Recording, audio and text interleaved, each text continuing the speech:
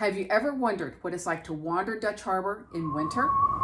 Welcome to part 2 of my 2010 trip to Dutch Harbor, where I share my photos, video clips, and stories.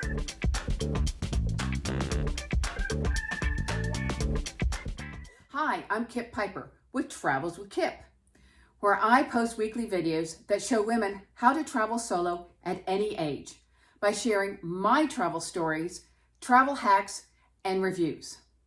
Please like, comment, and if you're new to my channel, please consider subscribing. Because travel is currently restricted because of COVID-19, I'm reaching back into my travel archives. In early January 2010, my friend Brenda invited me to Dutch Harbor to design their visitor's guide. This is part 2 and covers the next several days of my trip.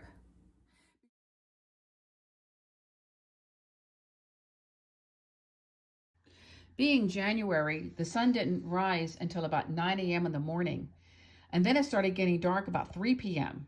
Talk about short days. In this photo, it's about 9:30 in the morning, the second morning I was there in Dutch Harbor. Believe it or not, the sun is shining on that mountain in the background. That's why it's so white. Over the next several days, while Brenda worked and in between times I was working on the visitor's guide, Cam took me to more places. He took me to the top of some of the surrounding hills where I was able to get these great panoramic shots. While I was on the hills, I got to walk on the tundra, and it felt spongy. As I mentioned in the part 1 video to this series, the tundra cover is comprised of intertwining foliage, and here it was perhaps 12 inches thick. It felt like walking on a mattress or a trampoline. Cam also took me around to Bunker Hill, where we checked out this great armament storage facility dug into the base of Bunker Hill. Unfortunately, because of the snow and ice, we couldn't make it up to the hilltops with the bunkers. That's a downside of visiting in winter. So I hope to visit in summer so I can go up and visit those bunkers. On the way back into town, we spied some sea otters, and I got this great video clip. They are so adorable.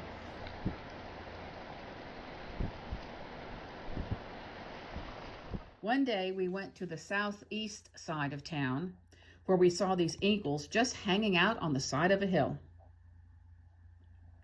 Then I spied a couple of willow ptarmigans. I'll zoom in so you can see them. They are fascinating birds. Ptarmigans have brown feathers most of the year, as you can see in this photo, except in winter when their feathers turn white so they can camouflage in the snow, except the very tips of their tails. Their tail feathers stay black. That's the only way to spy them in the snow, as you can see going back to my first photo.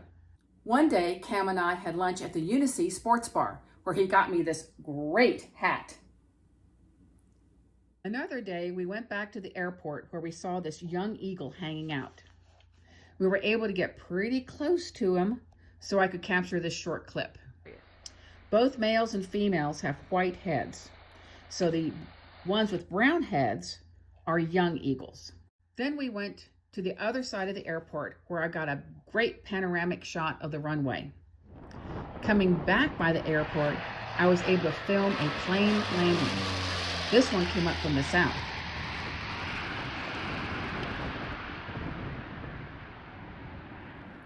Be sure to watch to the end of this video for links to some other great airport landing videos. I have my question of the day for you.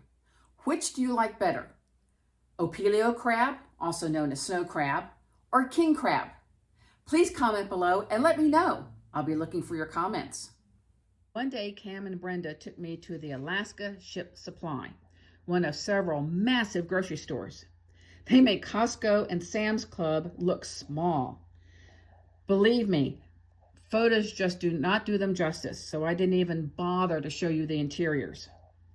These stores are designed primarily for supplying the fishing boats, though anyone can shop there.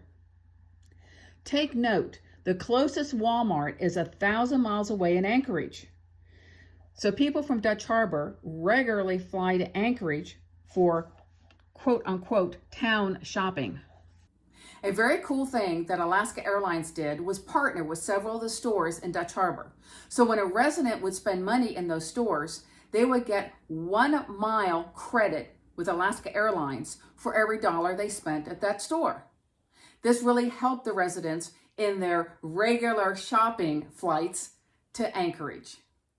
While at Alaska Ship Supply, I went into where they have the garments and the other cool accessories.